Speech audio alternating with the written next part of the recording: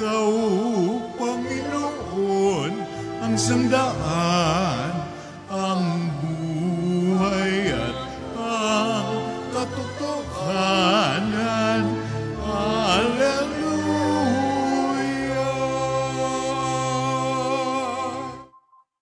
Sumainyo ang Panginoon. At sumaiyo rin. Ang mabuting balita ng Panginoon ayon kay San Juan. Papuri sa iyo, Panginoon. Noong panahong iyon, tumingala si Jesus at nanalangin. Amang banal, hindi lamang ang aking mga alagad ang idinadalangin ko, kundi pati ang mga mananalig sa akin dahil sa kanilang pahayag. Maging isa nawa silang lahat, Ama ko. Kung paanong ikaw ay nasa akin at ako'y nasa iyo, gayon din naman maging isa sila sa atin upang maniwala ang sanlibutan na ikaw ang nagsugo sa akin. Ang karangalang ibinigay mo sa akin ay binigay ko sa kanila upang sila'y ganap na maging isa.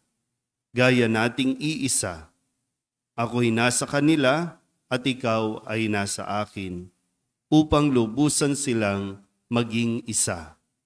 At sa gayon, makikilala ng sanlibutan na sinugo mo ako at sila'y iniibig mo katulad ng pag-ibig mo sa akin. Ama, nais kong makasama sa aking kinaroroonan ang mga ibinigay mo sa akin, upang mamasdan nila ang karangalang bigay mo sa akin. Sapagkat inibig mo na ako bago pa nilikha ang sanlibutan. Makatarungang Ama, hindi ka nakikilala ng sanlibutan, ngunit nakikilala kita at nalalaman ng mga ibinigay mo sa akin na ikaw ang nagsugo sa akin. Ipinakilala kita sa kanila at ipakikilala pa, upang ang pag-ibig mo sa akin ay sumapuso nila at ako namay sumakanila. Ang mabuting balita ng Panginoon. Pinupuri ka namin, Panginoong Hesukristo. Isang mapagpalang umaga po sa inyong lahat. Ngayon po ay Huwebes ng ikapitong linggo ng Pasko ng Pagkabuhay, at habang nalalapit po tayo sa ating pagdiriwang ng pagbaba ng Espiritu Santo, ay muli ating narinig mula sa Ebanghelyo ni San Juan ang pagpapatuloy o ang karugtong ng panalangin ni Jesus. Kung kahapon ay para sa kanyang mga alagad, ngayon naman sabi po dito, kasama maging ang mga mananalig pa lang dahil sa kanila.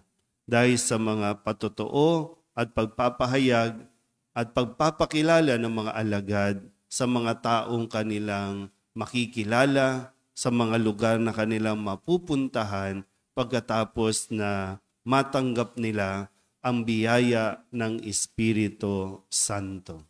Pero maganda po na pagnilayan din natin itong nilalaman ng panalangin ni Jesus sa kanyang Ama, na talagang pinagigiitan yung hangarin na nawa tayo ay maging isa.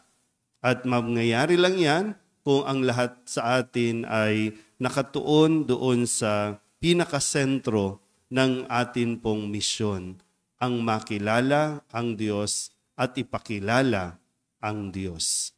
Kasi hindi natin maipapakilala ng lubusan ang ating ipinapahayag kung tayo mismo muna ay hindi nagkakaisa. Kaya pinagigiitan ni Jesus, maging isa nawa sila. Ngayon, kung ang dalangin ni Jesus ay maging isa tayo, ano yung mga dahilan bakit ayaw natin makipag-isa? Ano ba kayo? Kayo ba mga naririto? Mag-isa lang talaga sa buhay? Ano ba yan? By choice ba yan? O ano ba? Nasaan ba ang inyong mga asawa? Nasaan ba ang inyong mga anak? Mag-isa ka ba dahil sa ugali mo? Kaya ka mag-isa? Ano bang dahilan? Kasi minsan kahit hindi tayo magkakasama in spirit o yung atin pong mga presensya, magkakaisa pa rin tayo. Magkaiba kasi yung mag-isa ka dahil ibinukod mo ang sarili mo. Mag-isa ka dahil inihiwalay mo ang iyong sarili. Mag-isa ka dahil ang tingin mo para sa yung iba ay kaagaw o kaya kung anumang dahilan. Kaaway, kagalit, kaya mag-isa ka. Ano nga ba ang dahilan? Kasi kailangan natin din magtugma. Ang dalangin ni Jesus ay maging isa tayo, pero ano ba yung ginagawa natin? Patungo ba tayo sa pagkakaisa o mas patungo tayo sa paghiwa-hiwalay? Kaya nga yung isa sa karanasan ni San Pablo dito sa unang pagbasa, dahil sa kanilang mga paniniwala, nagkatalo-talo sila, halos magbugbugan na sila para lamang igiit ang kani-kanilang mga kultura, ang kani-kanilang mga paniniwala. Pero ganun pa man, nagpapatuloy si San Pablo dahil malinaw sa kanya, kaisa siya ng iba pang mga alagad, lalong-lalo na kaisa siya ni Kristo sa pagpapahayag ng mabuting balita. Kaya ngayon, muli, babalik ko, bakit ka mag-isa? Bakit tayo nag-iisa? Pinili ba natin at mas ginugusto natin mag-isa na lang tayo kaysa ang makipagkaisa, makipag-ayos o makipagkasundo? Pag nilayan natin na mabuti, itong atin pong nagiging pamumuhay dahil ang tagumpay ng ating misyon ay hindi magagawa ng iisang tao lamang. Kailangan natin matutunan paano makipagkaisa. Amen?